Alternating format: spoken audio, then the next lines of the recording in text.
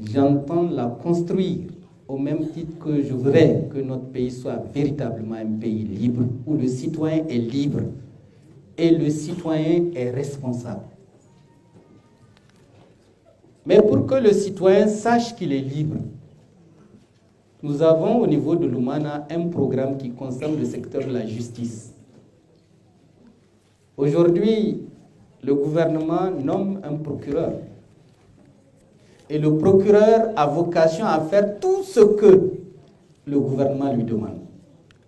Arrêter un tel, le procureur ne demande pas, on l'arrête. Pourquoi? Il dit à la police judiciaire, convoquez-le.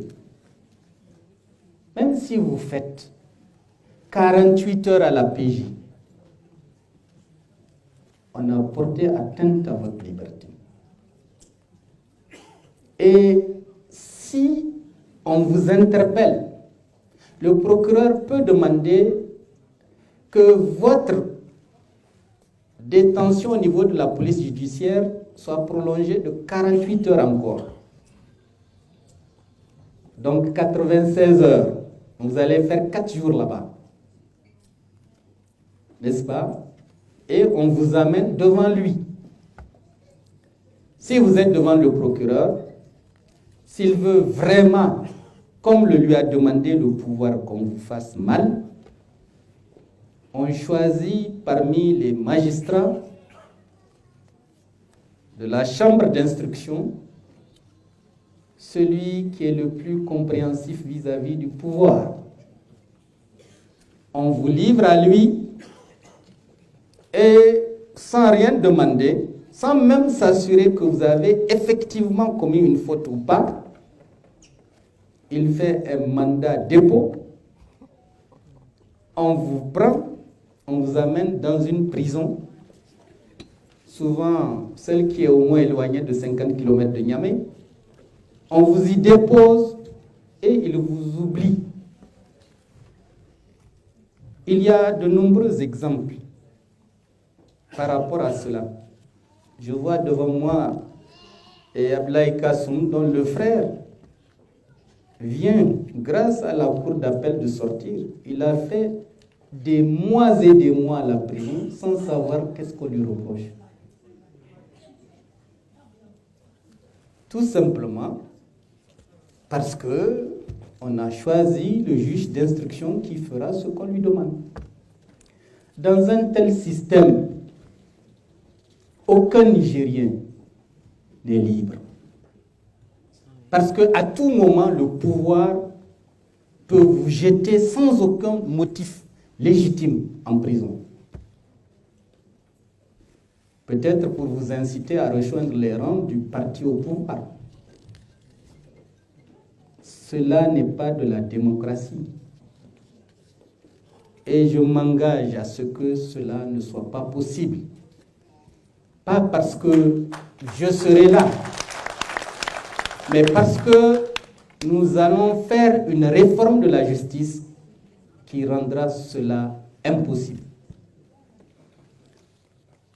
Avec le système que nous voulons mettre, ce sera le Conseil supérieur de la magistrature qui va nommer les procureurs. Le Conseil supérieur de la magistrature lui-même sera libre. Il ne dépendra pas et ne sera pas présidé par le président de la République. Au Niger, on dit qu'il y a 3 pouvoirs qui fonctionnent sur la base de la séparation des pouvoirs. Mais où est la séparation des pouvoirs quand le pouvoir judiciaire, dans son instance suprême de décision, est présidé par le président de la République? C'est lui qui décide qui va aller à tel endroit, quel juge sera, tel magistrat sera dans telle position. Comment voulez-vous que le magistrat, par crainte pour sa carrière, n'obéissent pas aveuglément au pouvoir, si ce pouvoir est méchant comme celui que nous avons actuellement et veut jeter n'importe qui en prison? Comment voulez-vous que le magistrat ne pense pas à sa carrière et pour faire plaisir au président de la République qu'on vous jette en prison. Avec le moderne FA, cela est terminé. Le président ne présidera pas le Conseil supérieur de la magistrature et les membres du Conseil supérieur de la magistrature, comme le président de la République, comme les députés, puisque le pouvoir exécutif, c'est le président de la République, il est élu. Les députés, c'est le pouvoir législatif, ils sont élus. Eh bien, les membres du Conseil supérieur de la magistrature ne seront pas nommés, ils seront également élus.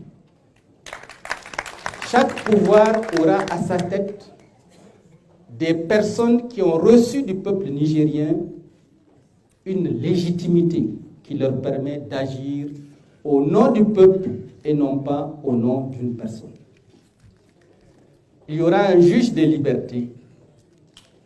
À ce moment, le juge d'instruction ne peut pas faire arrêter quelqu'un et le jeter en prison avant que le juge des libertés, lui, il s'occupe uniquement de ça, ne constate que les conditions pour mettre quelqu'un en prison existent. Parce que dans le code pénal, le principe c'est que la liberté est la règle, la détention l'exception. Or aujourd'hui, c'est la détention qui est la règle et la liberté l'exception à partir du moment où on vous amène à la justice. Donc c'est un aspect sur lequel nous allons travailler pour que le Nigérien dans son pays soit libre. Mais la liberté que nous voulons donner à la justice ne concerne pas seulement la liberté des citoyens. Une économie, pour bien fonctionner, a besoin d'investisseurs qui ont la garantie qu'on ne les dépouillera pas de leurs capitaux. Ils ont besoin de sécurité judiciaire. Ils ont besoin d'une sécurité juridique. Ils ont donc besoin d'une justice indépendante et droite. Pour cette raison, il est indispensable, si nous voulons que le Niger change économiquement, que la justice soit au service de l'intérêt collectif et non au service d'un homme ou au service de quelques intérêts privés. Nous n'accorderons pas, bien sûr, la liberté totale au juge pour qu'il utilise cette liberté à son profit et pour ses intérêts. Un système sera mis en place pour que le juge soit contrôlé par le peuple. Ce système, vous le saurez le jour où nous serons en place, Inch'Allah. Ça, c'est au niveau de la justice. Au niveau des partis politiques, les partis n'iront plus devant le juge quand ils ont des différends entre eux. Parce que regardez ce qui se passe.